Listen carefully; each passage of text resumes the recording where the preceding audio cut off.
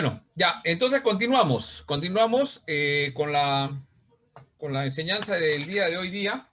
Empezamos con el primer punto. ¿Qué cosa es la teología? Entonces, voy a compartir una diapositiva para poder avanzar y cada momento voy a hacer alguna pregunta, porque son conceptos que tenemos que tenerlo ahí. Vamos a ir observando. A ver, muy bien.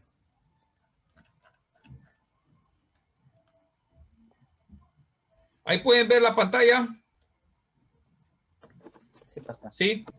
Entonces, el curso Introducción a la Teología Sistemática, vamos a ver algunas definiciones. El concepto de teología. Vamos a tratar el tema de teología. Y la teología no está desligada a la Biblia. La teología tiene que ver con la Biblia, ¿no? Esos son los dos conceptos que tenemos que nosotros tener en claro. O sea, cuando hablamos de teología, estamos hablando de la Biblia. ¿Por qué? Porque la teología, como vamos a ver, trata de organizar todas las doctrinas y enseñanzas que están en la Biblia para poderlas hacer de forma comprensible sin fallar en dar una definición de qué consiste cada doctrina. Esa es la idea. Entonces, teología y Biblia siempre vamos a tenerlo de esa forma. Y en antes, bueno, les hice la pregunta, pero bueno, estaba considerado dentro de mi diapositiva, ¿quién es Jesús? Entonces, en antes me dijeron, bueno, varias, es el Hijo de Dios, es el Cristo, el Mesías prometido, etcétera, diferentes cosas, ¿no? Es Dios hecho hombre, ¿no? Con todos los conceptos que conocemos. Y todas esas son ideas que hablan la Biblia y hablan de la identidad de Jesús. Entonces nosotros tenemos que nosotros considerar, hacernos la pregunta, ¿alguien cree en Jesús? ¿No? Sí, yo creo en Jesús. Entonces la segunda pregunta es, ¿quién es Jesús? Porque según la definición de la identidad que te da, ¿es el Jesús de la Biblia o es otro? Ya di el ejemplo en antes, ¿no? Si Jesús es alguien que es ajeno de las cosas y que murió en la cruz, pero no resucitó, pero sí murió, pero no resucitó. Otro ejemplo, si Jesús era hombre, pero no era Dios, es el Hijo de Dios, es el unigénito, pero no es Dios. Entonces, si nos dice alguien que esa es la identidad de Jesús, o sea, es Jesús, es creación de Dios, pero no es Dios. Sin embargo, sabemos por la Biblia, después vamos a estudiarlo en Cristología un poquito más, pero la definición de quién es Jesús es que es Dios hecho hombre. ¿Se entiende? Entonces, va a haber un pronunciamiento sistemático. La teología sistemática va a decir, ¿no? 100% Dios, 100% hombre. Ese es Jesús. Pero si alguien me dice, no, no es Dios, entonces si no es Dios, ¿qué cosa es? Bueno, es el Hijo de Dios, o sea, Dios lo ha creado. Entonces, Jesús es una creación. Si es una creación, es igual que cada uno de nosotros. Y ese Jesús no es el que relata la Biblia. La Biblia relata que Jesús es Dios y es hombre. Dios hecho hombre. ¿Se entiende? Entonces, esa definición es importante, ¿no? Y lo que decimos, que sacamos de la Biblia, otra pregunta más, por ejemplo, Jesús estaba con sus discípulos y les hace una pregunta. ¿Quién dicen que soy yo? Entonces, Pedro le dice, algunos dicen que eres Elías. Yo hago una pregunta, ¿Jesús era Elías? No, no. Otro dice, no, eres el profeta tal, eres bautista, eres tal. Esas son definiciones que la gente dice porque no conoce a Jesús. Definitivamente no conocía. Y Jesús les pregunta a ellos y le dice, ustedes que ya me conocen, les he hablado, me he revelado a ustedes, ¿quién dicen que soy yo? Tú eres el Cristo, el Hijo del Dios viviente. Eso no te lo ha revelado. Escucha, marca ahí en tu Biblia. Eso no te lo ha revelado. O sea, es una revelación. Eso es revelación especial. Lo vamos a ver más adelante. O sea, eso no te lo ha revelado carne ni sangre. No te lo ha revelado ninguna persona. Nadie que ha estudiado a ver cómo es. No, no, eso no te lo ha revelado. Te lo ha revelado mi Padre. Es una revelación especial. Eso te lo ha revelado mi Padre, porque él, Pedro, está mirando a Jesús con fe, está viendo y hay una revelación de parte del Padre y él dice, él es el Hijo, el Cristo, el Hijo del Dios viviente. ¿Se va entendiendo? Entonces, esa identidad es quién es Jesús. El Cristo, el Hijo del Dios viviente. Si alguien te dice otra cosa, ¿quién se lo ha revelado? Pues ahí está el tema. Entonces, nosotros aprendemos a través de la teología sistemática que Jesús es el Hijo del Dios viviente, el Cristo prometido del Antiguo Testamento, ¿no? Y más adelante van a ver, cuando entren en Cristología, quién era el ángel de Jehová en el Antiguo Testamento. Era Jesús en la preexistencia. Juan capítulo 1 dice, habla acerca de Jesús, ¿no? ¿Alguien puede leer Juan capítulo 1, por favor?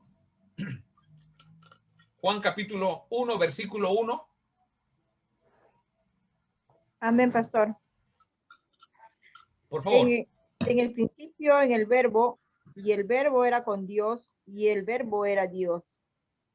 Juan 1:1. Muy bien. Versículo 2. Esta era en el principio con Dios. Este era en el principio con Dios. 1:2. Entonces dice que en el principio era el verbo, ¿no? Y el verbo era con Dios, pero dice algo más. El verbo era Dios. ¿Sí? Ese verbo era Dios. Vamos a ver quién es el verbo. ¿Sí? Yo sé que ustedes lo saben, pero solamente estamos haciendo una práctica, ¿ya? Versículo 2, este era en el principio con Dios. O sea, ese verbo que va a ser Jesús, después vamos a ver por el texto que es Jesús, es la palabra que se encarnó, la palabra de Dios se encarnó, se hizo hombre. Ese era en el principio. O sea, no es que cuando nació Jesús, ahí empezó la persona de Jesús, no fue una creación o algo que apareció ahí, sino ya existía. Sino que tomó la forma humana, se encarnó, la encarnación, ¿sí? Pastor. Todo, dice el versículo 3, ¿qué dice? Por favor, hermana, siga leyendo versículo 3. Amén, pastor. Todas las cosas por él fueron hechas, y sin él nada de lo que ha sido hecho fue hecho. Ya, muy bien, ¿no?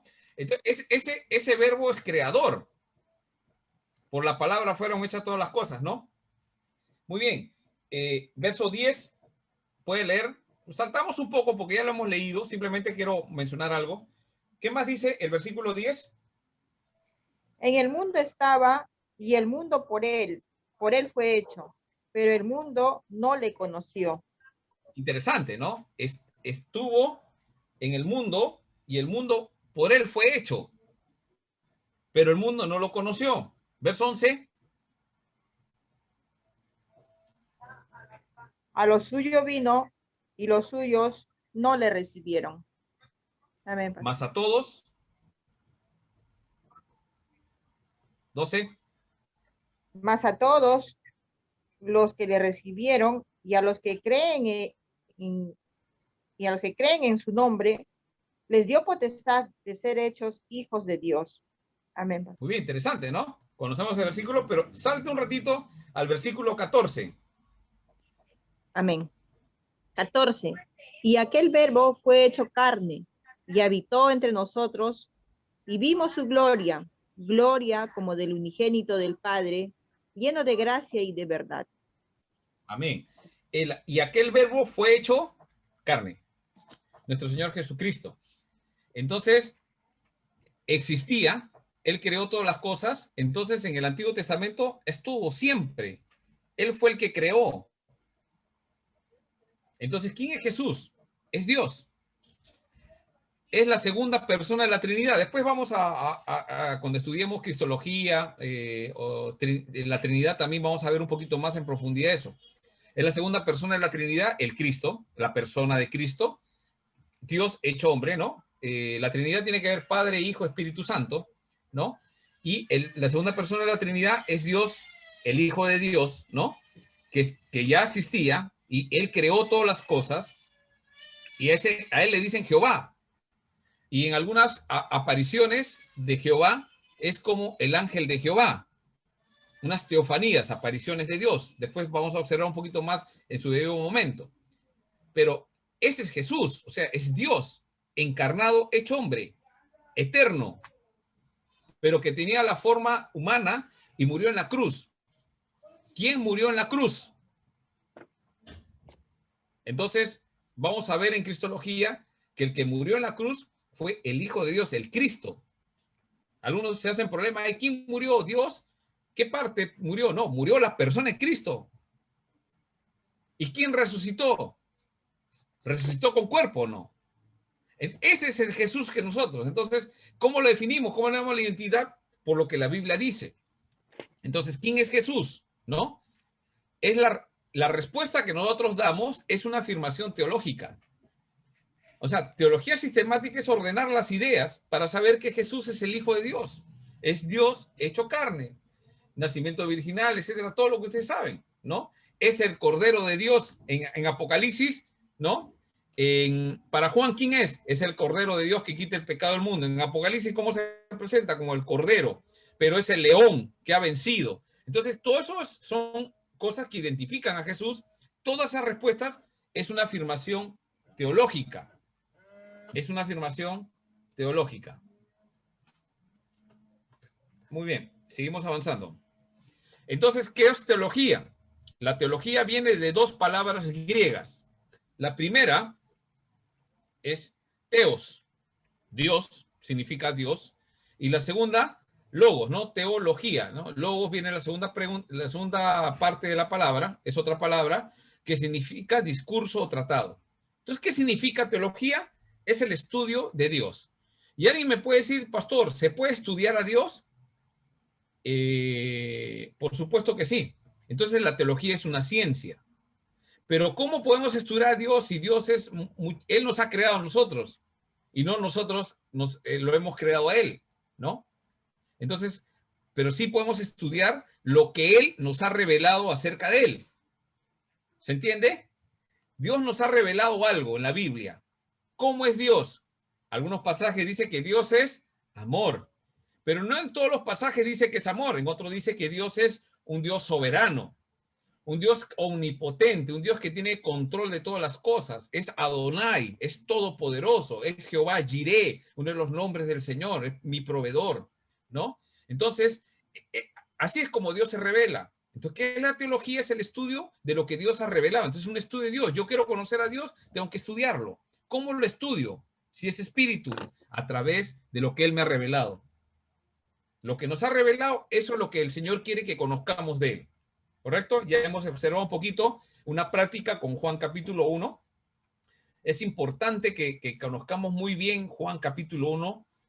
Bueno, toda la Biblia, ¿no? Pero Juan capítulo 1 es importantísimo, ¿no? Entonces, no confundas religión con teología. ¿Qué es la religión? Es el estudio de cómo los seres humanos tratan de llegar a Dios. Esa es religión. Las religiones en el mundo hay un montón. Todas oran, todas dicen que Dios es el mismo, no es el mismo. ¿Por qué es diferente? Por la identidad del Dios que ellos adoran. ¿Estamos de acuerdo? Entonces, nuestro Dios es un Dios santo, ¿no? Entonces hay religiones que hacen prácticas medias extrañas, ya cada uno sabe. Hay religiones que, por ejemplo, cuando llegó Jesús, se encontró con la religión de los fariseos, con los saduceos. Cada uno creía lo que quería, enseñaban la palabra de Dios, pero creían en cosas medias extrañas y Jesús los reprendió fuertemente, ¿no? Entonces la religión es el estudio de cómo los seres humanos tratamos de llegar a Dios a través de la oración, de la adoración, y empiezan las desviaciones y cosas, y la teología es diferente. Vamos a observar qué es la teología entonces. La teología es el estudio de Dios mismo. Estudiamos a Dios, Dios mismo, Él se revela, nosotros estudiamos. ¿Y qué significa esto? ¿No? Dios es todas las características que estamos mencionando. ¿Y cómo se nos ha revelado a nosotros? Ese es el punto, ¿no? ¿Cómo se ha revelado? Por eso que la revelación que nosotros encontramos en la Biblia es la más segura. De repente un día, Dios no quiera, sea, que me pasa algo y empiezo a hablar que Dios se me ha presentado de una forma, de otra forma, hermanos. ¿Sabes qué?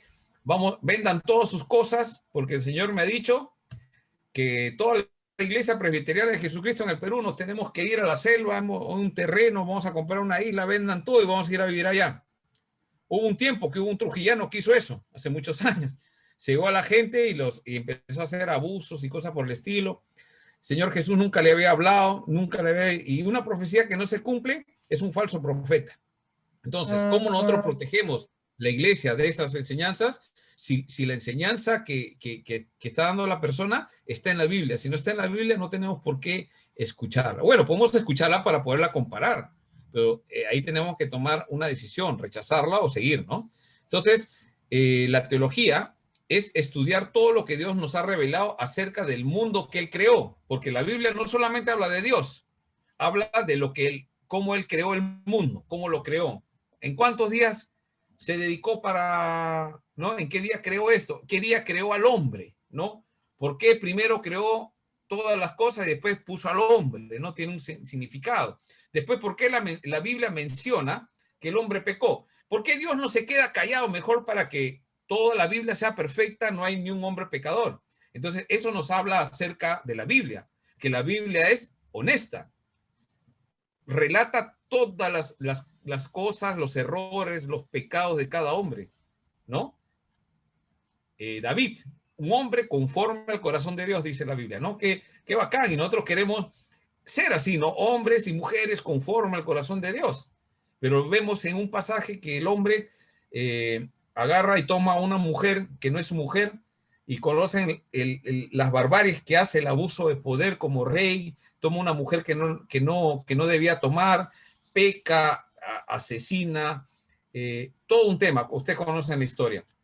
¿Por qué la Biblia cuenta eso? Mejor que se calle. No, la Biblia es honesta, porque nos quiere revelar que nosotros tenemos ese mismo problema, que somos pecadores y que lo que un pecador da es pecado. Entonces la teología es lo que nos hace ver sobre el mundo que Él creó, lo que ha creado el ser humano y cómo lo creó, ¿no? Lo creó sin pecado y cómo entró el pecado.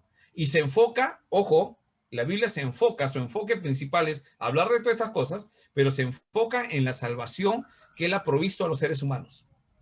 Entonces la Biblia es una revelación acerca de la salvación y cómo el hombre va a administrar su salvación a través de la historia, ¿no? Es la forma como se administra. Podemos encontrar buenos modelos, principios bíblicos, enseñanzas bíblicas, doctrinas acerca de cómo administrar nuestra salvación. Y eso tiene que ver cómo vivir, ¿sí? De ahí. Entonces, la teología sistemática significa que hay un orden, ¿no? Sistemática significa que hay un orden, hay un sistema, hay una coherencia entre las cosas que nos ha revelado, ¿no? Aparentemente, a veces nosotros encontramos por eso digo, ¿no? Aparente contradicción. No sé si les ha pasado. La Biblia enseña, por ejemplo, que la salvación no se pierde.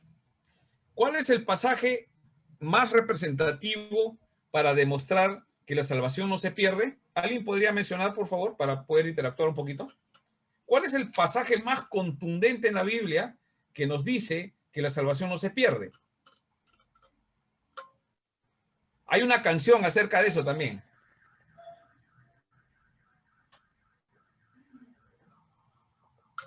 Juan 3:16, pastor. A ver. ¿Cuál, hermana? Juan 3:16. Porque de tal manera amó Dios al mundo. Ya, que ha dado su Hijo unigénito. Para que todo aquel no se pierda, mas tenga vida eterna. Sí, para que todo aquel que crea no se pierda, sino que tenga vida eterna. No hay una salvación. Vida eterna. ¿No? Habla principalmente del amor de Dios y cómo Dios salva. ¿Habrá alguien más que tenga un pasaje acerca de un pasaje contundente? ¿Ah? Nadie nos puede separar del amor de Dios en Cristo Jesús. Ya, muy bien, ¿no? Dice Romanos capítulo 8 que ni lo alto, ni lo profundo, ni la muerte, ¿no? Esa canción hay una canción, ¿no? ¿Quién nos separará? Yo aprendí ese versículo por la canción. Es buena las canciones aprenderlas porque te queda el texto bíblico, ¿no? ¿Quién nos separará del amor de Cristo, no? Ni lo alto, ni lo profundo, ni las tribulaciones, ni angustia. Mira, ¿ves? Yo me estoy acordando por la canción. Entonces, y somos más que vencedores por medio de aquel que nos amó, etcétera. Entonces, ese pasaje dice que no hay nada que nos podrá separar del amor de Dios, como dijo la hermana Juan 3:16, de tal manera Dios nos amó, y es el otro versículo asegura que no hay nada que nos podrá separar, ni la muerte, hermano, ni la muerte, porque la muerte va a ser vencida en Apocalipsis, ¿se acuerdan? Uno de los jinetes del Apocalipsis, uno de ellos era la muerte, el del caballo negro, ¿no? De la muerte, dice que va ahí acaba, ¿no? Entonces, va a ser enviado al abismo, ¿no? Entonces se va a destruir la muerte, ¿no? No hay nada que nos pueda separar de Dios. Entonces ese pasaje nos dice y nos asegura con otros más que la salvación no se pierde. Sin embargo, en Apocalipsis dice, hay un pasaje que dice, te borraré del libro de la vida. Entonces otras personas, entre otros pasajes, ¿no? Pero menciono rápidamente, dice que hay según este pasaje, hay una posibilidad de que si estamos en el libro de la vida, el Señor, si no vencemos o nos mantenemos fieles, nos va a borrar. O sea, estábamos en la lista y después nos borra. Entonces, la pregunta es, total, ¿la salvación se pierde o no se pierde? Entonces, algunos dirán, sí se pierde porque sí hay una... Entonces, ¿cómo se relacionan esa salvación? Entonces, aparentemente hay una contradicción, ¿no? A ver, hermano, ¿qué me estabas preguntando? ¿Querías intervenir? Sí, pastor, justamente le estaba diciendo, hay una posición y, bueno, la posición del nuevo nacimiento en la cual la salvación no se pierde viene con Wesley en el siglo XVII, pero también el mismo Wesley establece que la salvación se podría perder si la persona se enfría y comienza a apartarse de Dios y llega a enfriarse tanto que incluso pueda renegar del Espíritu Santo. Y al renegar del Espíritu Santo es el único pecado que no se perdona, y eso está en la Biblia, lo cual significaría que perdería prácticamente, sería borrado del libro de la vida porque perdería o renegaría el Espíritu que mora en él, por lo tanto rechazaría. Yo he tenido alguna experiencia no personal, sino de personas que habiendo nacido de nuevo, habiendo estado en la iglesia, predicado, compartido y todo, por una situación muy dura que vivieron, se fueron apartando, y finalmente terminaron incluso renegando y consultando a los brujos y murieron de una forma muy dolorosa, ¿no? Entonces, son casos muy, muy particulares, pero creo que la posición tiene que ver con que, primero, el Espíritu de Dios va a hacer todo lo posible para que nosotros no nos apartemos. Pero si una persona se endurece su corazón y endurece, y en la crisis, en vez de acercarse a Dios, se aparta y endurece más su corazón, finalmente puede terminar apagando el espíritu que está en él y solamente de esta manera podría perder la salvación. Pero no es que simplemente pecas y ya la perdiste, ¿no? Como es la posición de algunos, sino que Jesucristo ya pagó todo, tiene la salvación, pero como usted lo dijo, uno debe mantenerse en esa salvación, no por obras, sino por amor. No permitir que ese amor, ese fuego se apague, ¿no? Sí, porque pero cuando también se apaga, entonces dejamos de tener esa comunión. Entonces, lo que yo he aprendido en el tiempo es que Dios no va a dejar que eso se dé, pero también Él es respetuoso en nuestras decisiones, e incluso algunos dicen que quizás esas personas nunca nacieron de nuevo, que es la razón por la cual realmente finalmente se apartaron. Pero obviamente eso es toda una discusión porque nadie puede asegurar o no que esa persona haya tomado o no la decisión, ¿no? Sí, entonces es un tema en telejuicio realmente.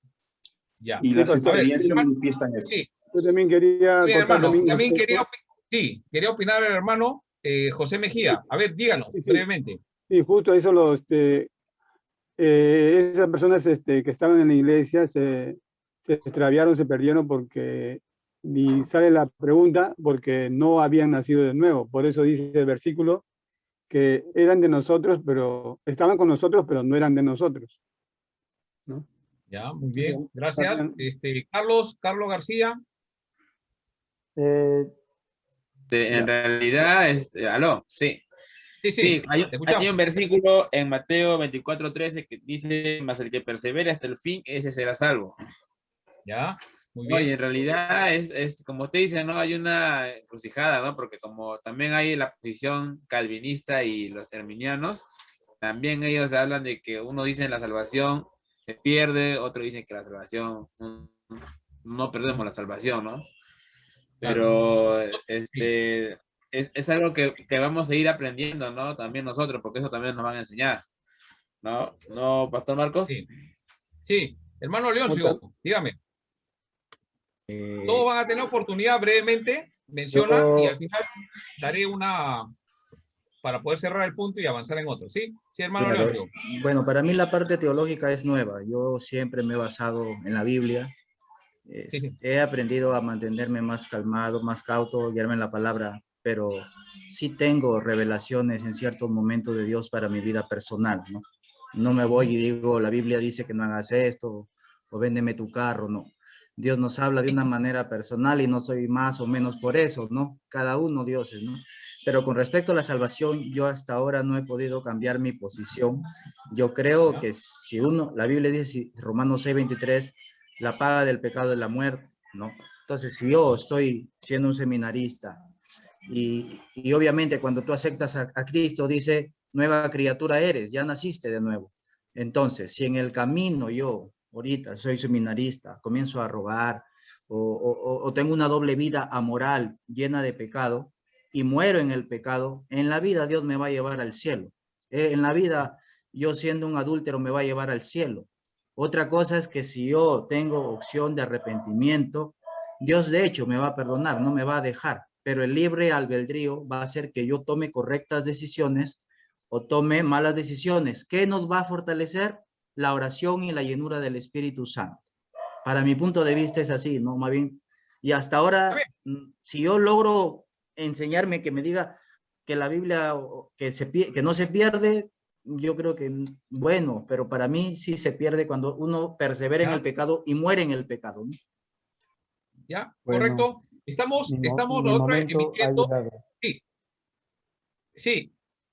Un segundito. O sea, cada uno está emitiendo lo que yo quiero conocerles a ustedes, es por lo que ustedes piensan, porque a veces parece mentira, ¿no? Yo me puedo presentar en un púlpito y predicar 40 minutos y todo el mundo, imagínense, alguien se levanta y, no, yo no estoy de acuerdo con lo que usted dice, ¿no?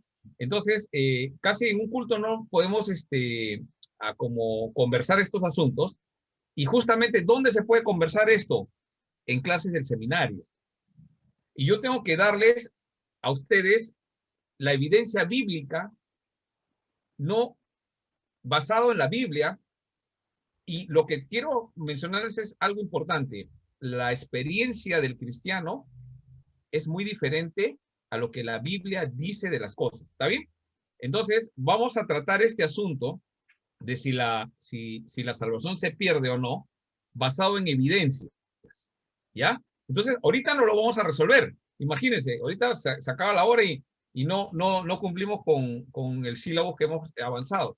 Entonces, lo que yo propongo es tratar este tema. Voy a ver cómo lo acomodo para poder hacer una exposición con el texto bíblico, todo, acerca de las dos posturas, ¿no? La que se pierde y la que no se pierde. Entonces, y de ahí llegaremos a conclusiones donde, oye, ¿verdad, no? No se pierde. O sí se pierde. A mí siempre me habían enseñado que no se pierde. Y yo repito por todos lados que no se pierde. Hasta me peleo diciendo que no se pierde, pero no sé cómo explicarlo, cómo se pierde. A mí me han dicho, así es, y esa es mi fe. No, hay que saberlo explicar. ¿Estamos de acuerdo? Entonces, permítanme poder preparar una clase, tal vez en una hora. La primera hora entramos de arranque y tratamos ese tema y llegamos a una conclusión. Con eso yo no quiero convencer a nadie de que se pierde o no se pierde. Ya también sabrán mi postura frente a eso y la evidencia, ¿no? De la nueva criatura. La nueva criatura es interesante, ¿no? Que Jesús dice en el día final, ¿no? Muchos me dirán, Señor, Señor, ¿yo acaso no hice milagros, predicaba, enseñaba el curso de introducción a teología sistemática? Lo enseñaba, Señor. Y reprendía espíritus, los espíritus se iban corriendo, me veían y se quitaban. Señor, Señor. ¿Y el Señor qué va a responder? No te conozco, hacedor de maldad. Ese es alguien que se va a ir al infierno, definitivamente. Pero ¿por qué? Si tiene manifestaciones, tiene evidencia, tiene poder, sana personas. Entonces, quedémonos con ese pensamiento. ¿Por qué? Entonces, yo quisiera poder, no discutir, sí, pero presentando un poquito más el estudio, y después de eso, poder, obviamente vamos a orar para que el Espíritu Santo nos revele cuál de esas dos cosas. Una de las dos es, ¿se pierde o no se pierde? Las dos no puede ser. Una de las dos tiene que ser, ¿correcto? Y hay algunos que enseñan fuertemente esto y otros que... Vamos a presentar las dos y cuál es la que nosotros realmente vemos que es lo que hace. Entonces, los textos bíblicos, nada más para poder terminar esta parte, hay unos textos que dice que no se pierde, no, pero otro dice y se pierde. Entonces, alguno de esos tiene un contexto. ¿Y por qué se está diciendo eso? Entonces, eso es importante. Ese es el quehacer teológico. Esa es la labor de cada uno de nosotros. Estudiar. Hermanos, yo les digo una cosa. Antes de salir a predicar un domingo, yo creo que es deshonesto en la noche anterior ponerse a hacerlo. Hay que estudiarlo desde una semana antes o mucho tiempo antes para poder estar claro qué dice la Biblia, entenderlo, para después explicarlo, ¿no? Y profundizar. Y de eso se trata la teología sistemática. Como hermano, es importante, claro, en algún momento la Biblia, aprendemos la Biblia, nos han enseñado, y está bien, pero ahora ustedes van a tomar una posición de liderazgo y tienen que conocer un poco más profundo. La idea de la teología sistemática es ordenar las ideas, ¿sí? Entonces queda pendiente ese tema. Ahí vamos a poner un ring y ya pues con los guantes y empezaremos a explicar un poco y llegaremos a conclusiones que nos pueda servir a todos para tener algo más claro con evidencia. ¿Ya? Listo. ¿Alguien más quería comentar algo? Pastor, solamente aclarar algo. Yo digo así, Sí. ¿no? Solamente si en caso no se perdería, de lo cual tampoco lo descarto, yo trato de vivir una vida como que, como dijo, como que todavía no alcanzo la salvación y mejor la cuido de manera personal. O sea, tampoco me pongo a debatir no o sí. Lo que yo trato, para mi punto de vista se pierde, pero trato de hacerlo como si lo perdiera, ¿no? Ya si no lo pierdo, bacán, pues nos vemos en el cielo. Es mi forma de hablar. Claro, o el otro extremo, ese es uno, y el otro extremo sería, bueno, voy a vivir como sea, total, me voy a salvar, ¿no? Entonces me vivo haciendo lo que me da la gana, total, la gracia, y eso se le llama gracia barata, y la gracia no es barata. Entonces, hay extremos. ¿Qué cosa enseña la Biblia? Es lo que quisiéramos nosotros poder estudiar para tener como una metodología, para poder estos puntos de controversia saber qué es lo que Dios quiere, pues porque la Biblia no dice, ¿sabes qué? La salvación se pierde, no dice. La Biblia no dice, la salvación la tiene segura, no dice. O sea, ¿hay algún versículo sobre eso? No. Pero tenemos que nosotros leer todo para entender si se salva o no. Entonces sí, ¿no? Entonces ahí tenemos que ver. Hay algunos que creen que no hay infierno, ¿no? Hasta ahora no creen que hay infierno, ¿no? Entonces, que todos nos vamos a salvar.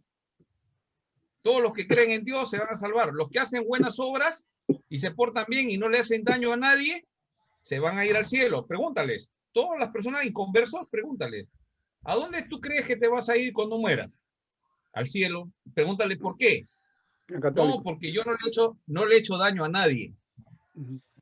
Entonces ahí empiezan las preguntas, pues, ¿no? Entonces, necesita de Cristo, ¿no? Es todo un tema importante y cómo las evidencias de que esa persona ha sido convertida a Cristo, ¿no? Entonces, si alguien ha pecado, por ejemplo, el caso de David, la forma que pecó fue terrible. Él no solamente le quitó la mujer a uno de sus mejores soldados, sino que hizo toda una trama, abuso de poder, y encima lo mandó adelante de la guerra para que lo mataran. O sea, lo que hizo, lo que le dice Natán, cuando viene el profeta, le dice, oye, la corderita, que era la única que tenía, la mató para invitar a otra persona. Sí, ¿quién? Y David dice, ¿no? ¿Quién es ese? ¿Quién es posible que pueda hacer eso? ¿Quién es esa persona? Dime, para ir y de una vez hacer justicia. ¿Y qué le dice Natán? Ese hombre eres tú. Es terrible. Sin embargo, no podemos pensar que David, ¿dónde está? ¿En el cielo o en el infierno? Les dejo la pregunta nada más. Y cuando tratemos el tema, vamos a ir, vamos informándonos todos para poder conversar en una parte no en la próxima clase, sino un poquito más adelante. Ahí lo vamos a, en una hora vamos a tratar de resolver este punto que nos va a ayudar a entender un poquito de la teología sistemática. ¿De acuerdo? Pastor Antonio. Sí, César. Sí, es muy interesante, pastor, porque sabemos quién es Jesús, ¿no? Pero a veces cuando hablamos del Señor Jesús, todos pensamos en su amor, ¿no? Abundante por nosotros. Y Él vino personalmente al mundo para redimir a la humanidad, ¿no? Y Él fue un hombre inocente, ¿no? Y que fue crucificado en la cruz. Y este acto manifiesta completamente su amor por cada humanidad. Y la Biblia bien claro dice en Lucas 1, 7, 8, 9, ¿no? Por la extrañable misericordia de nuestro Dios, con que la aurora nos visitará desde lo alto, dice, para que habita en tinieblas y en toda muerte, para guiar nuestros pies en el camino de la paz. O sea, todo cristiano que acepta la salvación del Señor disfruta la gracia, dice, ¿no? Abundante que nos conoce a nosotros. Experimentamos la paz y el gozo, o sea, que nos trae, ¿no? Por lo tanto, muchas personas creen que el carácter del Señor Jesús es eternamente amoroso y misericordioso, ¿no? Sí. Sí, buena observación, hermano César, porque vamos a ver a Jesús, por ejemplo, en la primera venida, ¿no? Estamos hablando solamente de la identidad. ¿Cuánto hay que conocer a Dios, no? En la primera venida, Él vino como el cordero del pecado del mundo. Fue a la cruz como un cordero va al matadero. Él tenía todo el poder, él podía pedir a su padre para que envíe una legión de ángeles y mate a todos los romanos, a todos los, ¿no? Podía hacer, pero no hizo eso. Él fue y murió en la cruz. Se humilló, ¿no? Y se humilló como un siervo, murió, ¿no? Interesante que tenemos ese concepto, pero sin embargo, cuando leemos Apocalipsis, vemos que el mismo Cordero ahora se presenta como un león. Y habla, y Apocalipsis lo presenta como un juez. Entonces ahí ya se acabó, o sea, cuando llega el Apocalipsis de la segunda venida, se acabó la gracia, porque empieza el juicio, y se presenta él como un juez, que va a juzgar a los no creyentes, va a juzgar a los demonios, todos esos ángeles caídos, etcétera, va a destruir la muerte, va a vencer, es un jinete que se presenta con una ropa ensangrentada, ¿no? Y en el muslo va a decir fiel y verdadero, y va a hacer juicio a las naciones, y va a ganar, y va a cuidar a su iglesia. Interesante. Entonces, ahí vamos revelando. Y de eso se trata la teología sistemática, ¿te das cuenta? Entonces, ya no solamente abarcamos que Jesús murió en la cruz, sino que conocemos que toda la obra de la salvación.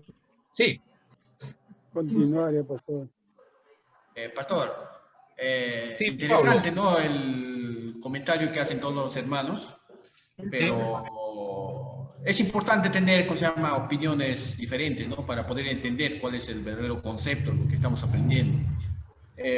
Normalmente siempre va a haber una discusión, ¿no? Se pierde o no se pierde la salvación, ¿no es cierto? Pero normalmente a mí me han enseñado que la salvación no se pierde, ¿no? ¿Por qué? Porque solo entristecemos al Espíritu Santo cuando una persona peca, ¿no? Podemos poner un ejemplo, ¿no? Por ejemplo, muchos discutimos, ¿no? Decimos, en la iglesia bautizan niños, ¿no? Que no está en la Biblia también. También otros dicen en otras congregaciones que dedican a niños.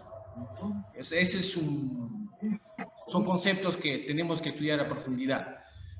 ¿Por qué les digo, le hago esta comparación a los hermanos, ¿no? Que para mí lo que me han enseñado que la salvación no se pierde, ¿no? Eso es lo que solo entristecemos sí, al Espíritu Santo, ¿no?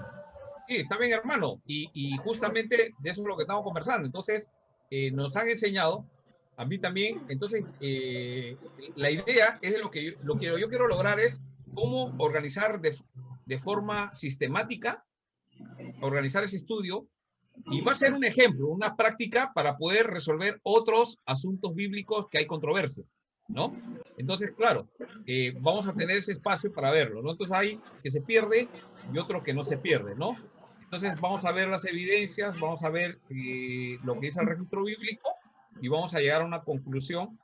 Y bueno, se respeta, acá se respeta, cada uno no quiere cambiar su postura, no hay problema, porque igualito el Señor, si digamos, digamos yo pienso que voy a perder la salvación, ¿no? Entonces vivo así, perdiendo, y justo me pasó y digo, ya perdí, ¿no?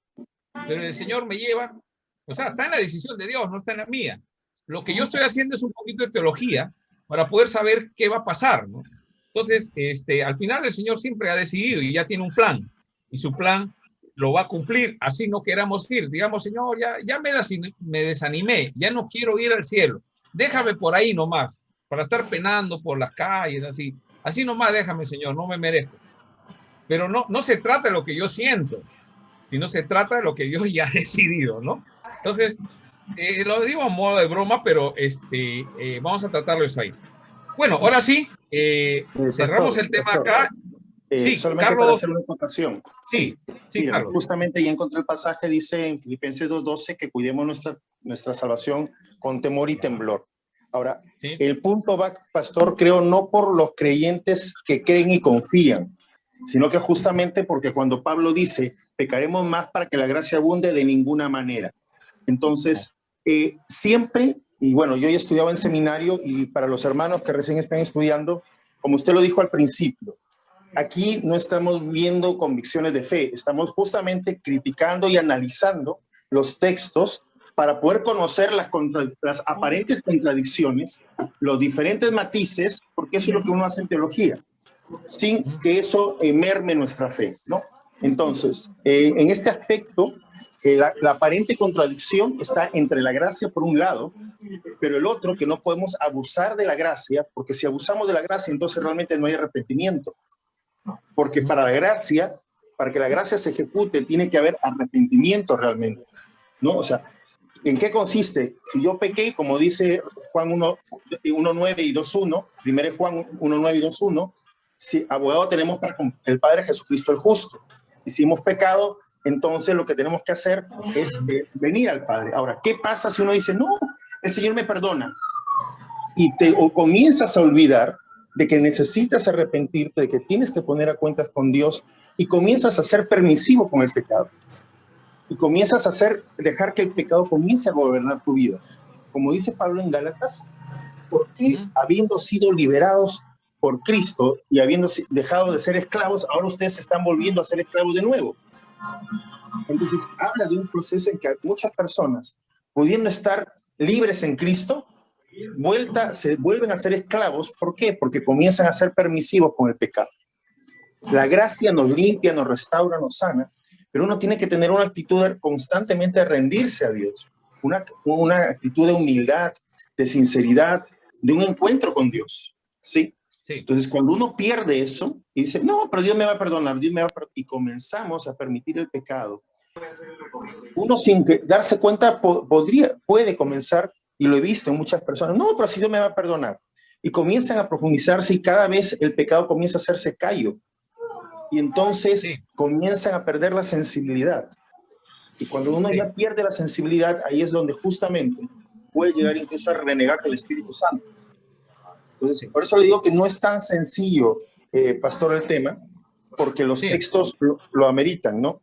Y justamente este conflicto se da por el tema de la gracia, pero como usted lo dijo, los extremos son dañinos.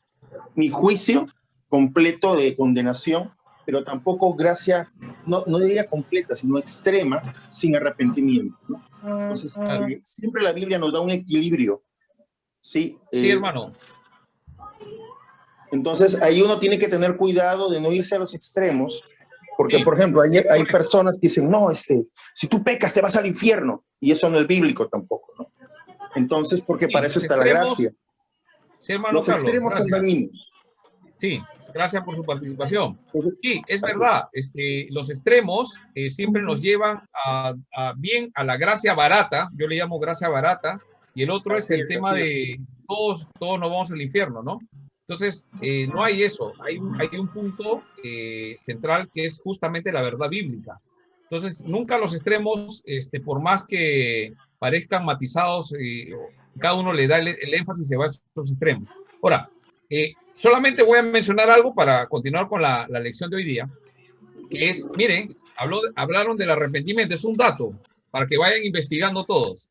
El arrepentimiento, voy a hacer una pregunta, ¿es algo nato del hombre o es un don que Dios nos da? ¿Qué dice la Biblia acerca del arrepentimiento? ¿Es algo que viene en nosotros? O sea, yo nazco con esa forma de ver de arrepentimiento, o es un don que Dios me ha dado cuando me he convertido.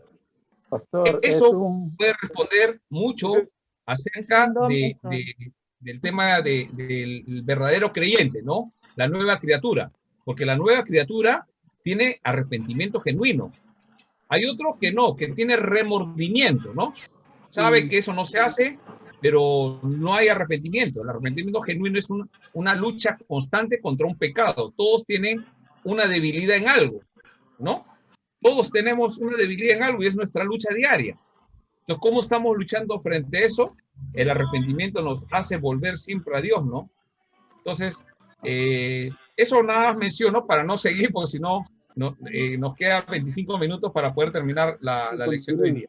Continúe. Solamente continúe porque no va a terminar. Yo tengo ahorita bastante cosas para decir, pero continúe, sí, pastor. Por eso, sí, en la clase que yo les voy a avisar, ahí en 1 hora tratamos el tema, ¿sí? Y sacamos unas conclusiones. Por favor. Sí, cómo no, claro.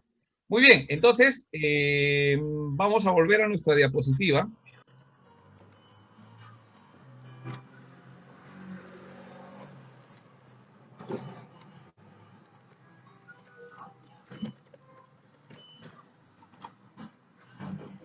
Entonces nos quedamos acá. ¿Quién es Jesús? ¿No?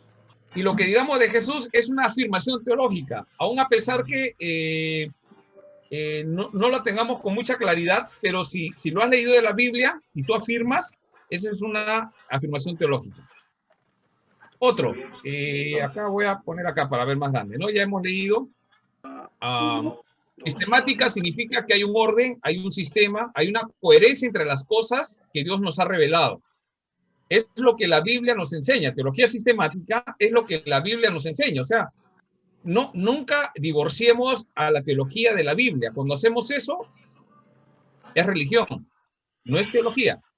Por más que le quieran poner, no, es religión. Si la teología tiene filosofía, es religión. Yo hago una pregunta. ¿Qué religión o qué teología tiene filosofía? Pensamientos filosóficos metidos. Pastor, disculpe con una La corrección. Iglesia Católica.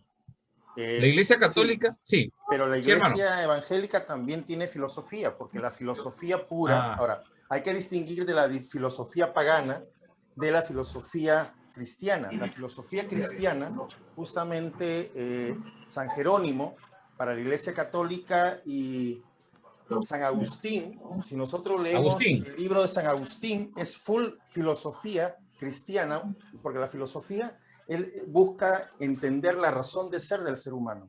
Ahora, el problema es los presupuestos en los que uno se basa para poder hacer el análisis. Entonces, si uno se basa en presupuestos paganos o no cristianos o ateos, obviamente su razonamiento va a ser de ese modo. Pero si nuestros principios y antesupuestos son de fe, nuestro razonamiento, como en el caso de San Agustín, va a ser de cristianos y de fe. Entonces, la filosofía, lo que pasa es que normalmente el mundo cristiano poco ha hecho filosofía. Por ejemplo, mi profesor de filosofía en el Seminario de La Molina, mi profesor de teología en el Seminario de La Molina era doctor en filosofía, era pastor. Entonces, el punto, pastor, es de que la filosofía no es mala, el problema es que puede ser mal encaminada. Yo en la universidad te enseño filosofía, pero justamente los confronto en lo que significa la posición de evolución y la posición cristiana y los presupuestos, ¿no? Es decir, el supuesto detrás del supuesto. Entonces, el analizar el porqué del porqué, eso es filosofía. Sino que, por ejemplo, cuando nos enseñan evolución, obviamente es una filosofía equivocada. Entonces, el tema es que nosotros como creyentes necesitamos desarrollar la capacidad de analizar, que lo dice también el salmista. Escudriñame, oh Dios, y ve si hay en mí camino de perversidad. Los principios filosóficos están en la palabra. El tema es que el hombre lo encamina justamente de una mala manera. lo que usted dice, hermano Carlos, tiene que ver, por ejemplo, bueno, no queremos entrar en el punto de la filosofía. ¿Por qué? Porque hay muchos de los alumnos que están empezando a entender esto, pero para poder aclarar este punto, Pablo emite filosofía, pero su filosofía está basado en su forma de pensar. Filosofía es lo que tú piensas. Entonces, ¿qué cosa es tu presuposición? Lo que está explicando el hermano, tiene que ver con lo que Dios te ha dicho. Entonces, si yo pienso, ¿no? Así vivo. Filosofía. Entonces, para no ahondar en temas filosóficos, pero sí, por ejemplo, la teología protestante de la Reforma, ¿de dónde toma sus bases? De la teología de San Agustín. Entonces, hay que leer Ciudad de Dios, todos esos tomos de Ciudad de Dios, y vamos a entender un poco cómo Calvino, cómo Lutero han formado. En caso de Calvino, pues escribe Institución de la Religión Cristiana, y tiene mucho el tema de la libre albedrío y diferentes cosas, que son las formas de pensar, pero que justo la teología reformada, el pensamiento de San Agustín, tiene más que ver con lo que la revelación dice, ¿no? Entonces, uno de los puntos tenemos que ver cómo trata la reforma o los reformadores, cómo tratan la Biblia. Entonces, para los que van, que es otra formación, en caso de la Iglesia Católica, la Biblia contiene la palabra de Dios. No es toda la palabra de Dios, contiene. Para nosotros es la palabra de Dios. Entonces, son dos formas de pensar. Según lo que nosotros pensamos, actuamos. En cierta forma, le podríamos decir, es filosofía, ¿no? Entonces, simplemente para no salir del tema y nos vamos al tema filosófico, ¿no? Entonces, seguimos avanzando en nuestro tema. A ver, ¿dónde me quedé de nuevo? No sé por qué se regresa al punto de acá.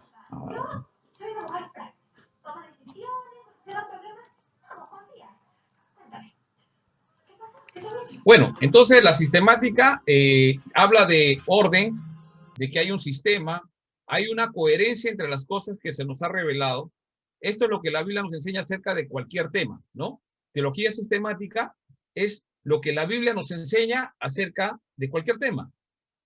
Entonces, hay muchos temas y hay que verlo a lo largo de todas las escrituras. Por ejemplo, el tema que estamos conversando, la salvación se pierde.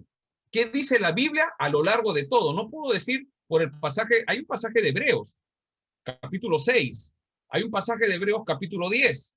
Aparentemente, los que algún día disfrutaron no volverán al arrepentimiento. Entonces, aparentemente pierde. ¿Qué dice el contexto? Entonces, ¿qué dice? La teología sistemática que hace es estudiar a lo largo de toda la escritura y saca una conclusión, ¿no? Entonces, la teología sistemática nos enseña de muchos temas, por ejemplo, de Dios, de Jesucristo, etcétera. Nos enseña también sobre el ser humano, ¿no? El tema del pecado, se salva, no se salva, se pierde, todo eso viene con el tema del ser humano. También el ser humano aborda los temas del matrimonio, ¿no? Los temas de la familia, aborda también el tema del trabajo. Eso hay que sistematizarlo, ¿no? Estudia de todo de forma ordenada. Esa es la idea de teología sistemática, de todo lo que la Biblia enseña. Ojo, no de otras cosas, ¿no? Sino de lo que la Biblia enseña, de forma ordenada. Ahora, hay otra pregunta más que también necesitamos saber, es ¿por qué necesito de la teología, ¿no? ¿Por qué no solamente Biblia, ¿no?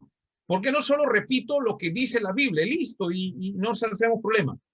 Entonces, eso suena bastante espiritual, ¿no? Pura Biblia, ¿no? Está bien, sí, pero la teología tiene algo que ver con esto y vamos a ver.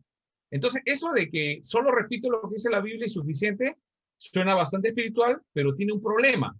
¿Cuál es el problema? Si te pregunto quién es Jesús, la respuesta es un ejercicio teológico. Estás resumiendo en una pequeña oración o frase la identidad de quién es Jesucristo. Ya hicimos la práctica en antes, ¿no? Es el Cristo, el Hijo del Dios viviente. Esto no te lo ha revelado ni para... Entonces, eso es teología. Entonces, para eso hay que estudiar, ¿no?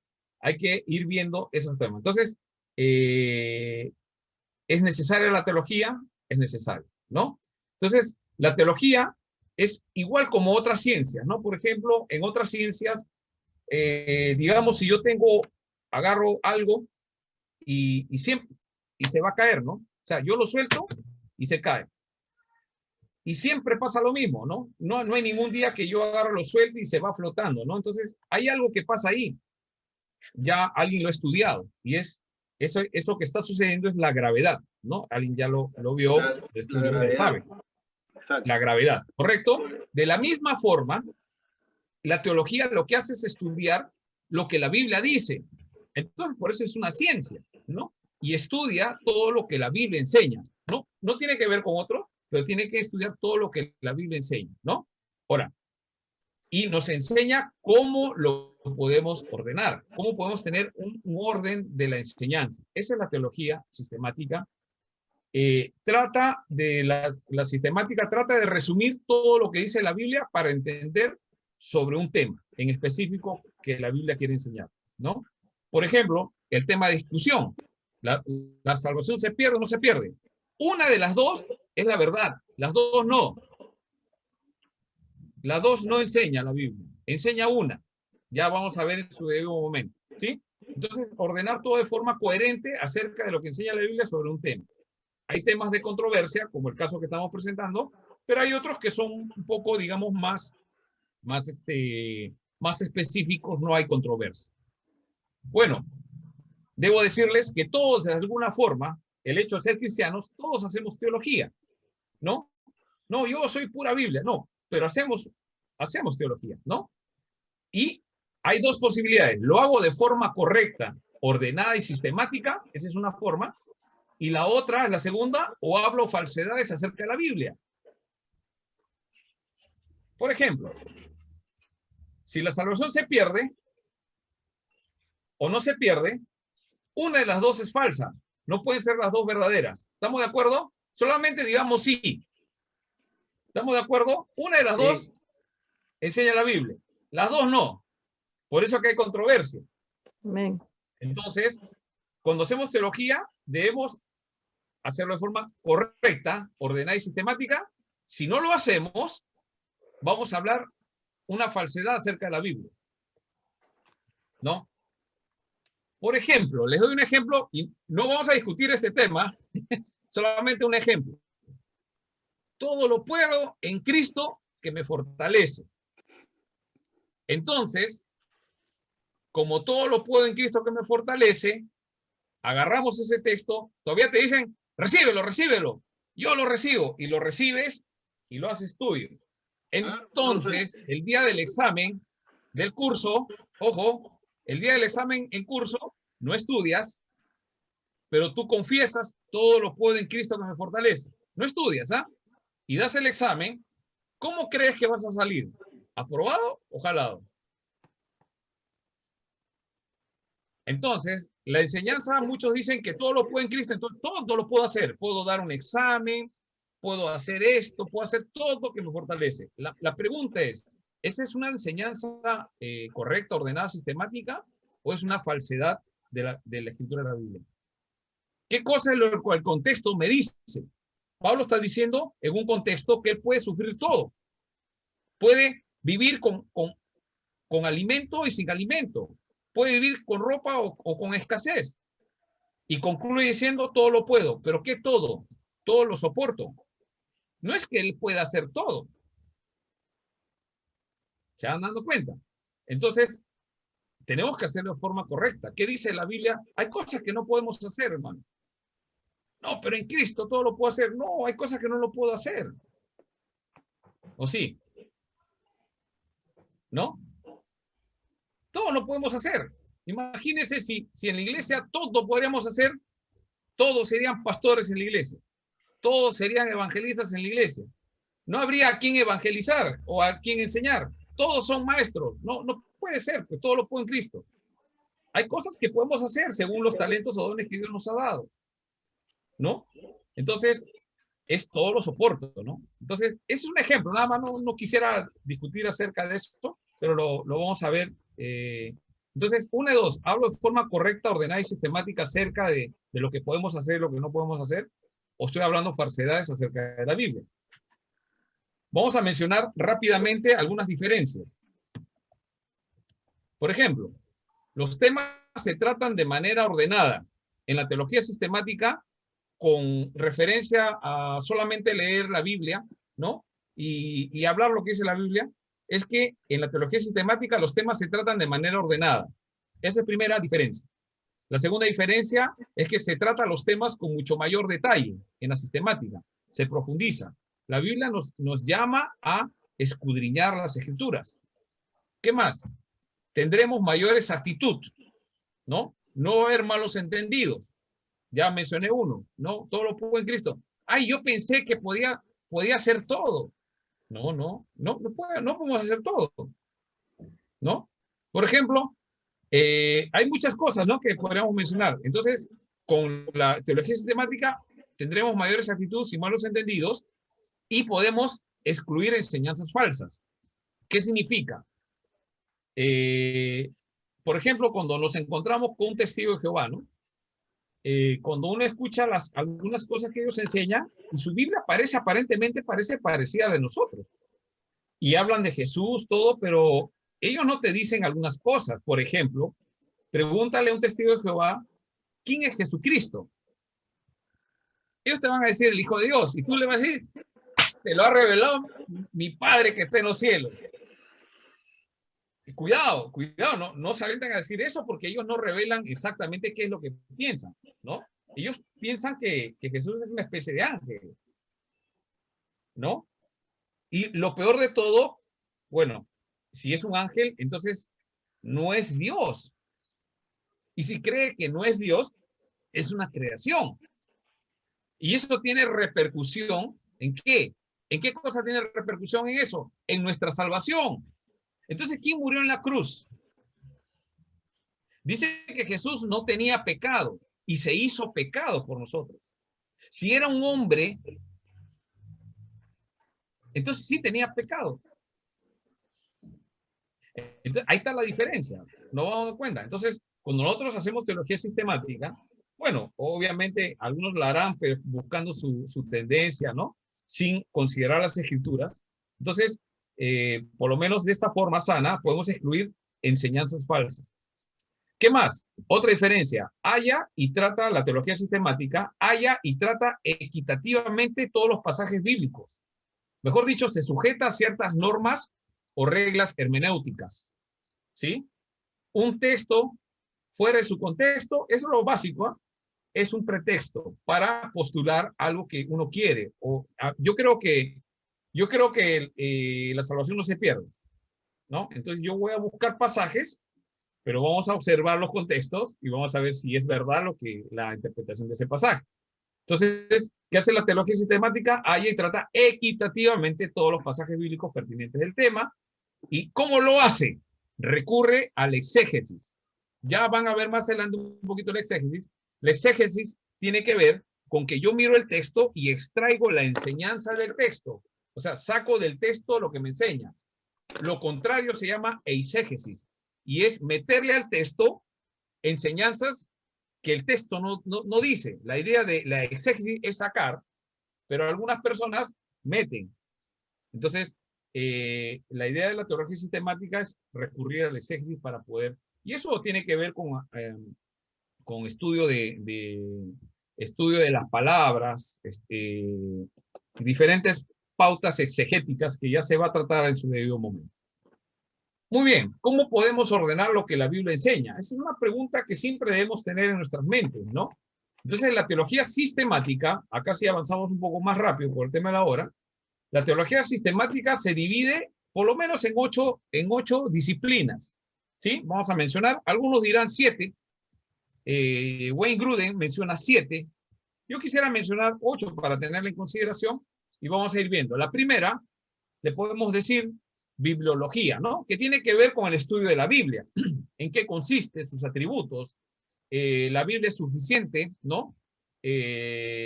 Si la Biblia requiere de otra interpretación, requiere de alguna ayuda, ¿no? Entonces, todas esas cosas vamos a ver en lo que es bibliología. Le hemos llevado así, ¿no? Estudio de la Biblia, ¿no? Estudio de las Escrituras, estudio de la palabra de Dios en sí, ¿no? Si es inspirada, no es inspirada, es autoridad o necesita otra autoridad a la par con esa. Entonces, eso es lo que estudia la bibliología. Le estamos determinando de esa forma.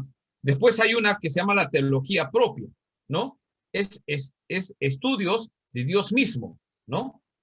La naturaleza de Dios, carácter, atributos, las obras de Dios, todo eso tiene que ver con teología de Dios o teología propia, porque Dios se revela a través de la Biblia, entonces es una teología propia. Dios, estudiamos a Dios mismo, es la idea de la teología propia. En la tercera es la antropología, ¿no? Que es el estudio del hombre. ¿Qué dice la Biblia que nos revela acerca del hombre? Nos revela su origen, nos revela cómo fuimos creados, nos revela nuestra naturaleza. ¿Qué revela la Biblia con respecto a nuestra naturaleza? Que somos pecadores. Eso es lo que revela la Biblia. Vamos a cometer pecados. Entonces la pregunta es cuando Jesús, es para que piensen, no respondamos ahora. Entonces cuando Jesús murió en la cruz, ¿por qué murió en la cruz? ¿Por el pecado original que cometió Adán y Eva? Sí. ¿Por los pecados que hemos cometido antes de ser cristianos? Sí. También. Jesús ha muerto por los pecados que vamos a cometer. Amén. Y también, ¿no? Porque si no, ¿qué confesaríamos, no? Entonces, hay algunos que dicen, no, el cristiano que se convirtió ya no peca.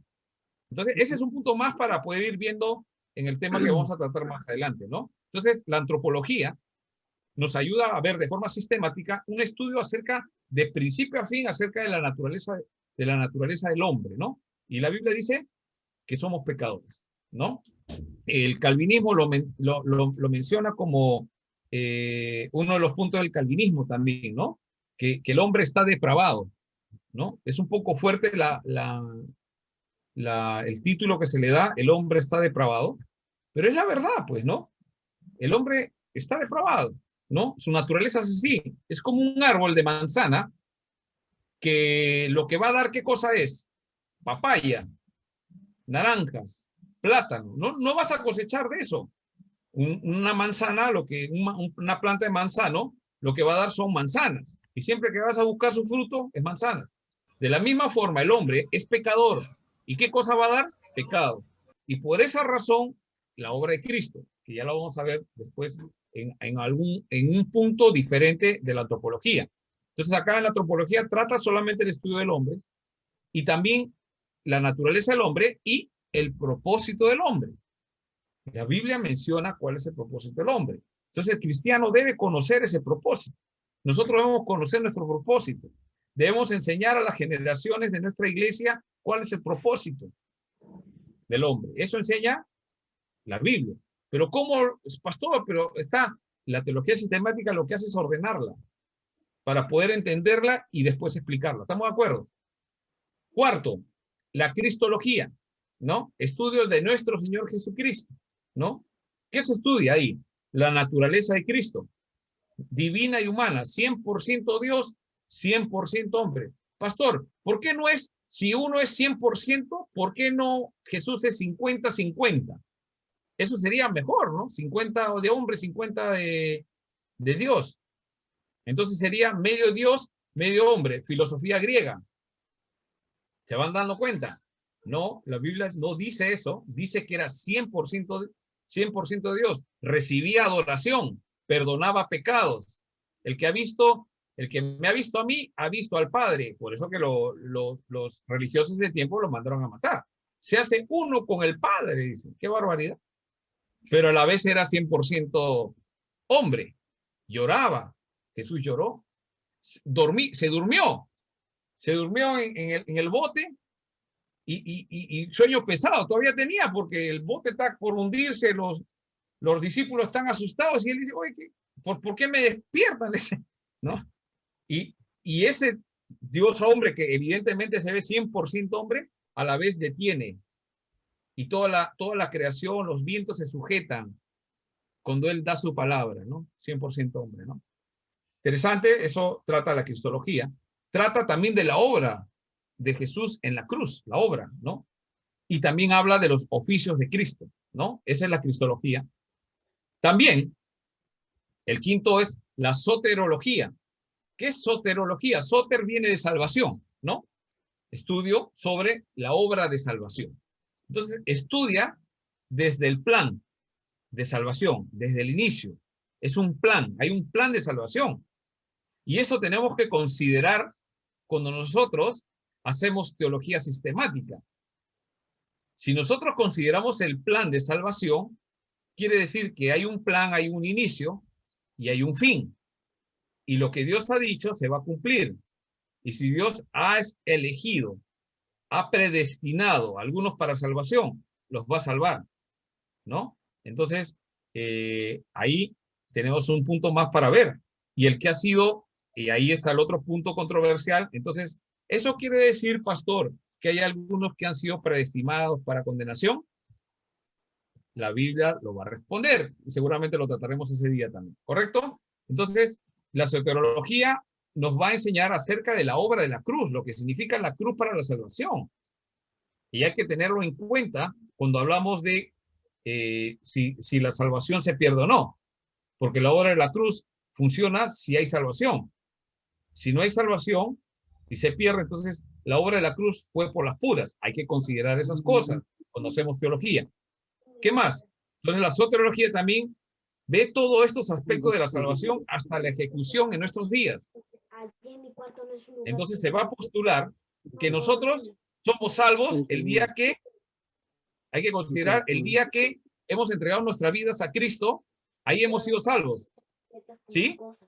Hemos entregado vino la fe, hay arrepentimiento, hay inicialmente algunos cambios, después vamos cambiando, a medida que vamos aprendiendo, vamos cambiando, vamos tratando de buscar, de caminar con Dios, agradar a Dios, alejarnos del pecado, pedir perdón, etcétera, etcétera. Entonces, pero pastor, ¿y ya soy salvo? Ya, pero todavía no. Eso hay que tomar en cuenta. Pastor, ¿cómo que soy salvo, pero todavía no? Somos salvos porque hemos recibido a Cristo, pero nuestra salvación se completa cuando venga Jesús por segunda vez.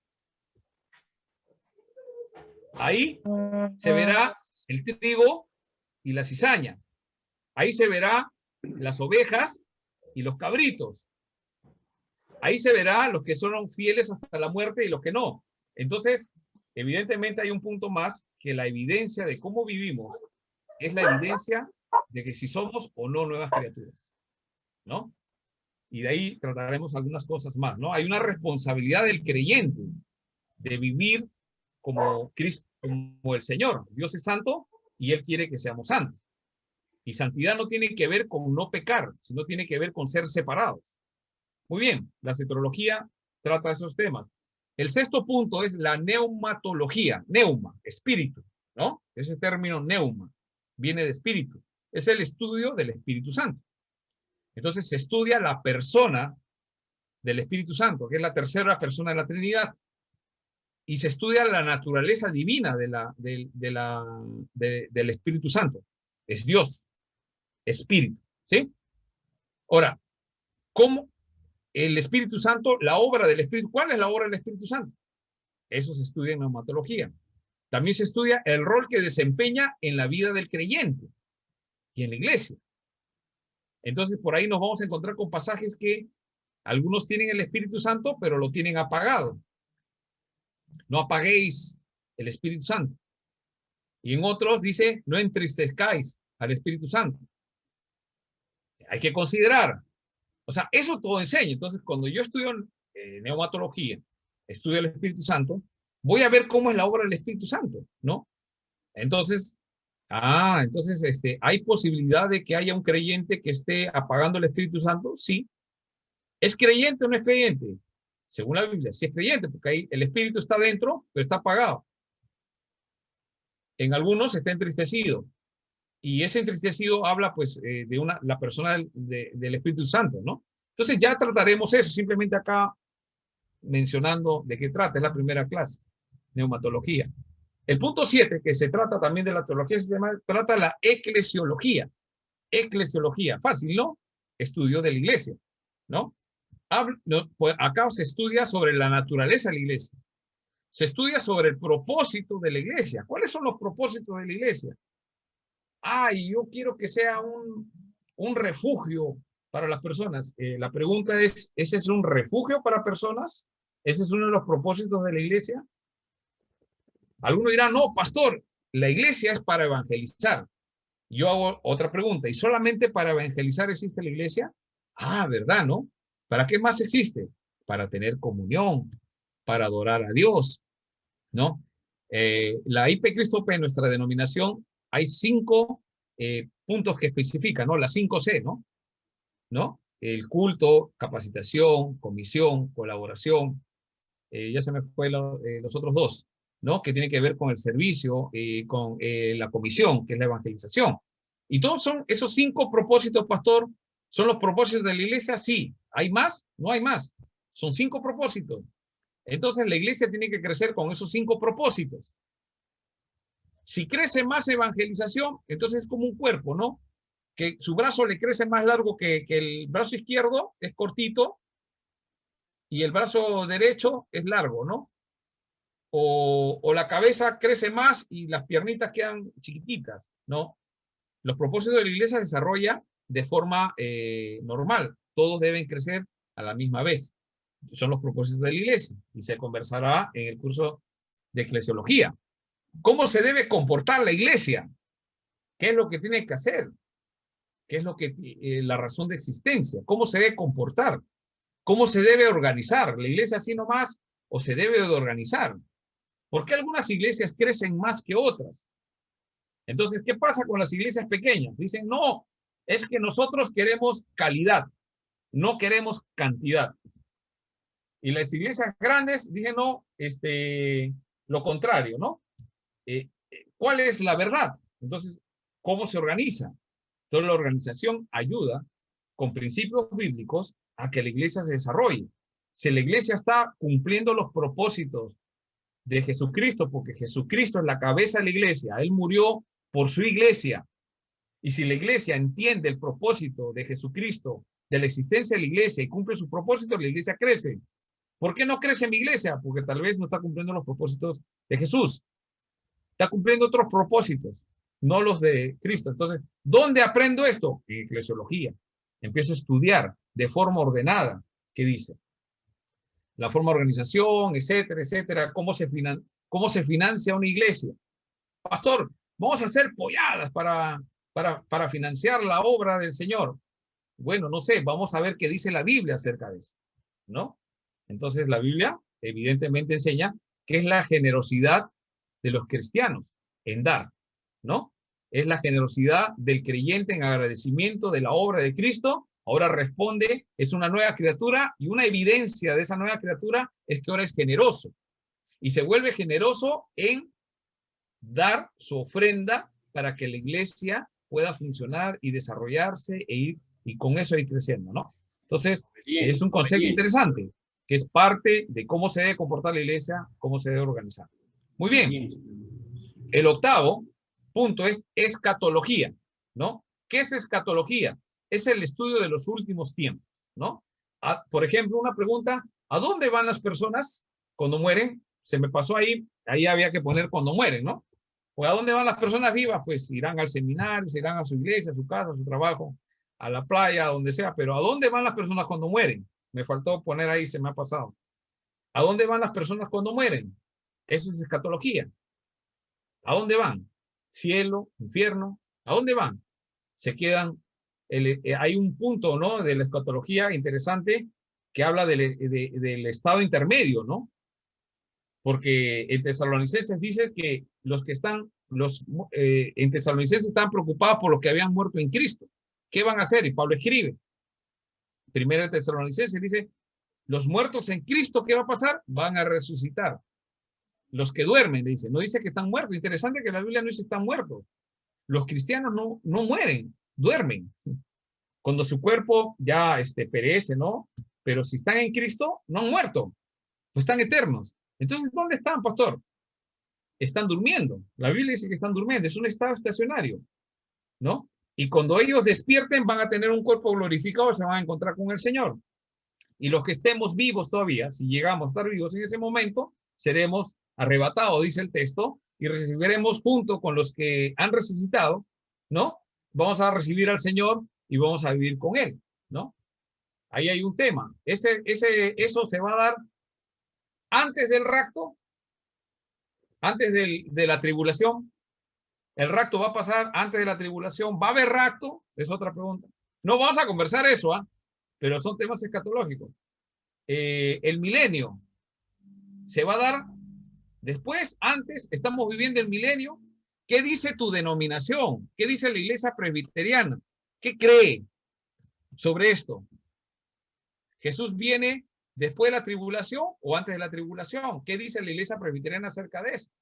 ¿Está equivocada la iglesia presbiteriana con su pensamiento? Porque una de dos, ¿viene antes o después? O intermedio, que es la otra posición. ¿Cuál de las tres es verdadera? La teología sistemática nos ayuda, y ahí sí hay una controversia tremenda.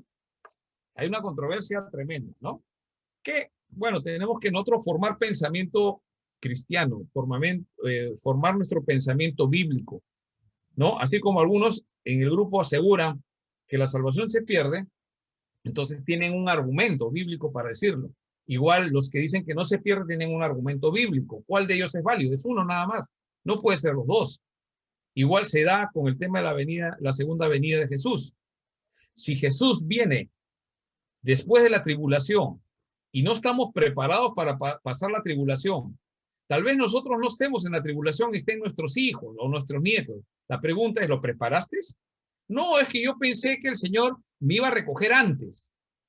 Si nos recoge antes, qué bien, porque el Señor ha dicho que va a cuidar a su iglesia, que no va a pasar eso. Entonces, ¿cuál es tu estudio teológico sistemático que te hace apuntar a un argumento, ¿no?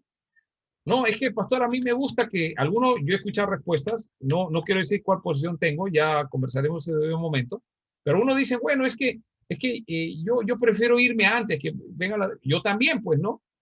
¿Quién quiere pasar tribulación? A ver, levante la mano. Nadie, pues. Entonces Señor, mejor ven antes, pues, ¿para qué te vas a venir después? Mejor nos llevas, nos tienes arriba y de arriba estamos mirando cómo quemas al mundo, ¿no? Entonces, ¿cuál es la verdad de eso, no? Es una, no es las tres.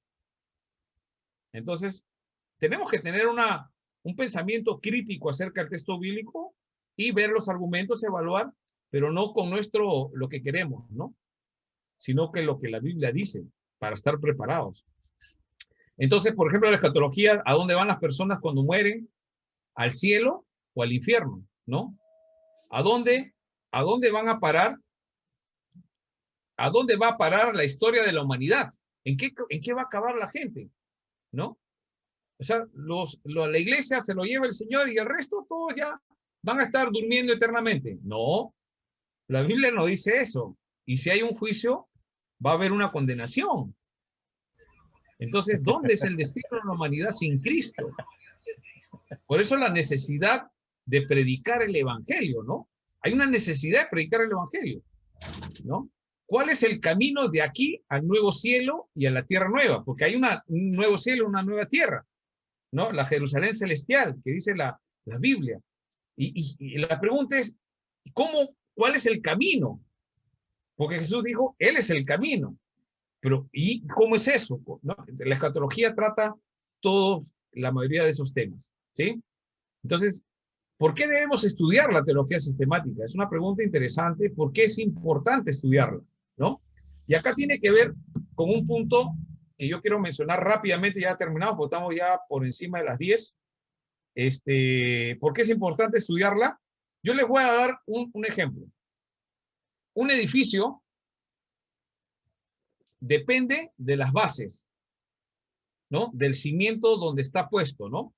Entonces, si tú a un edificio le pones una base inestable, ¿no?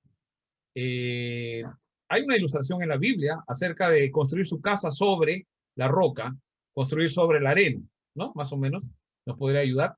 Pero cualquier edificio que uno construya y si le pones una mala base,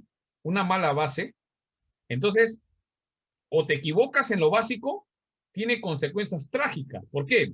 Porque si tú crees que la Biblia no es la palabra de Dios, si tú crees que la Biblia no es suficiente en asuntos de fe y conducta, si tú crees que la Biblia necesita otro tipo de interpretaciones, entonces lo que estás tú poniendo es la base de lo que vas a creer.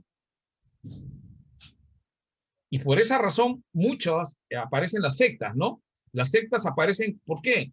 Porque sus bases no están firmes. Y las bases que no están firmes sobre la roca y el fundamento que es Cristo se caen. Nosotros construimos, pero si la base no está firme, por ejemplo, si Cristo no es 100% hombre y 100% Dios, ¿qué estás construyendo? Si el que murió en la cruz es un hombre, no era la persona de Cristo, Dios hecho hombre, muriendo en la cruz, ¿de qué sentido tiene? ¿Qué mérito tiene? Pero si es Jesús el que murió en la cruz, la persona de Cristo, Dios hecho hombre, muriendo en la cruz por mis pecados, eso sí tiene mérito. ¿Por qué? Porque era sin pecado.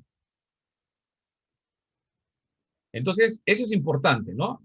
Y esa es la razón por la cual debemos estudiar, y todo es poniendo base una encima de otra, ¿no? Ahora, Mateo 28, 19, Mateo 28, versículo 19 y 20, nos dice acerca de la gran comisión, ¿se acuerdan, no? Por tanto, ir a todas las naciones, ser discípulos, ¿no? Entonces, esto es importante. ¿Por qué es importante la teología sistemática? Porque todo lo que enseñó Jesús incluye tres cosas. Interpretación. O sea, el Señor Jesús no dijo que vayan, vamos y hagan discípulos. ¿Cómo interpretas eso? Vamos y hacemos discípulos, ¿no? Ese es evangelizar. Tenemos que interpretarlo así, ¿no? Entonces, hay que aprender a interpretar. Pero también otro elemento que trae es la aplicación en la vida. O sea, ¿de qué te sirve que te hayan evangelizado? Para irme al cielo. Esa es la vida del cristiano. Se convierte para ir al cielo. Entonces, mientras vivo como sea, no necesito ser parte de una iglesia. Jesús enseñó otra cosa. Por eso la aplicación en su vida del evangelismo, de la nueva criatura, se va a ver. Y tres, es las enseñanzas. Porque la gran comisión, no solamente ir, era evangelizar. Ahora vamos a ver. La razón básica de estudiar la teología sistemática es que nos permite enseñarnos a nosotros mismos y a otros lo que toda la Biblia dice, cumpliendo la segunda parte de la comisión, ¿no? Y enseñándoles todas estas cosas, ¿no? Hay que bautizarles y enseñándoles todas estas cosas. Y yo estaré, dice el Señor, con ustedes hasta el fin del mundo. ¿Con quién? Con la iglesia. ¿Pero quién empezó la iglesia? Primero Jesús. Llamó a los discípulos. Así que en Hechos de los Apóstoles, lo que Jesús continuó haciendo y enseñando por medio de los apóstoles después de su resurrección. Entonces nosotros tenemos que hacer teología sistemática también, juntamente con lo que enseñó Jesús acerca de lo que Jesús quería que emprendiéramos. Después, no solamente quedan hechos, sino ahí están las cartas de Pablo, las cartas pastorales. Después también vamos a ver las cartas universales de Pedro, de Juan, y por último el Apocalipsis, ¿no? Que son enseñanzas que tenemos que sistematizarlas para entender los evangelios, para entender las cartas. ¿Qué es lo que Dios dice acerca de alguna enseñanza? Acerca, por ejemplo, de lo que estamos viendo, la salvación se pierde. No podemos solamente ver evangelios o ver una carta, tenemos que ver qué dice el evangelio, qué dice Hechos de los Apóstoles, qué enseñaron los apóstoles, la doctrina de los apóstoles acerca de la salvación. Hay que observar qué dicen las cartas acerca de la salvación. Hay que observar qué dice Apocalipsis acerca de la salvación. Y no se olviden que la salvación empieza en un origen en Génesis, que dice cómo se desarrolla la teología de la salvación. Entonces podremos llegar a una conclusión, se pierde o no se pierde. Entonces, la tarea de cumplir la gran comisión no es solo evangelizar. Ojo, hay que hacerlo, sí, hay que hacerlo mucho, duro. Y yo creo que en esa parte estamos fallando. Hay que hacerla. Pero la segunda parte es enseñar, ¿no? Y la teología sistemática nos ayuda para hacerlo. Ahora, ¿cómo debemos estudiarla? ¿Cómo hacemos teología? ¿No? ¿Cuál es la relación entre la teología y la doctrina? La doctrina son las enseñanzas, la teología sistematiza, porque es una ciencia, ¿no? Entonces, hasta ahí hemos abordado el tema introductorio de la primera parte, del primer punto. Seguramente hay preguntas, pero ya estamos también sobre la hora. Ya son 11:15. Muy bien. Entonces, las preguntas las podemos hacer de repente en el grupo. No hay problema, ¿no? Lanzan una pregunta y las podemos resolver en el grupo, ¿no? Para poder ir respondiendo algunas. O si no, me pueden preguntar de repente directamente ahí está mi número. Entonces, cualquier pregunta para consultar y podemos conversar. Si algo he mencionado o no se ha entendido, también lo podríamos aclarar, si no, en la otra clase. Muy bien, hermanos. Entonces, ya hemos terminado por el día de hoy. Creo que nos hemos demorado bastante en tomar la lista, ¿no? Está interesante su curso, profesor. Para mí es muy interesante todo lo que me va a enseñar, de verdad. Sí. Gracias, hermano. La idea del curso es lo básico. Ojo, son, o sea, yo lo que estoy considerando son, por ejemplo, ¿no? Son estudiantes que todavía no tienen, no han estudiado antes teología. Es la idea del curso, ¿no?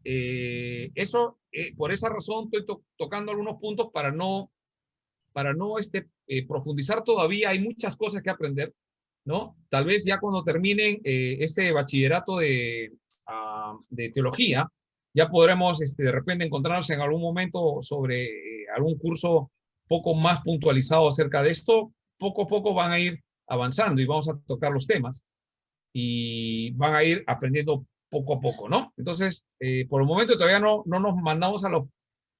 uno de los problemas en la teología son los puntos controversiales, ¿no? Como el que estamos proponiendo, que sí lo vamos a tratar, porque sería bueno tener una idea acerca de eso, ¿no? Entonces, mi idea es tratar de explicarlo acá para que se pueda entender lo básico, suave, para que podamos entender, ¿no? Es como aprender una bicicleta, ¿no? Están en una bicicleta y ahorita les he puesto como dos rueditas atrás, ¿no? Para que puedan manejar, vayan pedaleando y no se caigan a la derecha, ni a la izquierda, ¿no? Y vayan derechito, ¿no? Ustedes van dirigiendo, pero con dos rueditas, ¿no? ¿Qué pasaría si yo lo subo a la bicicleta y le saco las ruedas o le mando una bicicleta montañera de aro 29? Se van a lastimar, y ya no van a querer estudiar. Entonces, poco a poco vamos cimentando, ¿sí? Entonces, hay mucho que aprender. La idea es de que no vamos a poder tratar todos los temas en el curso. Lo que yo les recomiendo, hermanos, es lean estos libros y otros también que puedan compararlo y podemos ir viendo algo más y ir aprendiendo, ¿no? Y sobre todo, esto de la teología sistemática, hermanos, debe asentarse que nosotros terminemos con más fe. Lo peor que puede pasarnos es que terminemos cuestionando y dudando más de lo que empezamos. ¿Se dan cuenta? Entonces, el curso, la idea es aprender un poquito más de cómo entender la Biblia, cómo hacer teología, etcétera, ¿no? La próxima clase voy a hablar un poquito acerca de la diferencia entre teología sistemática y teología bíblica, ¿ya? Para la próxima clase, porque si no ya nos quedamos acá hasta las 12. Listo, hermanos.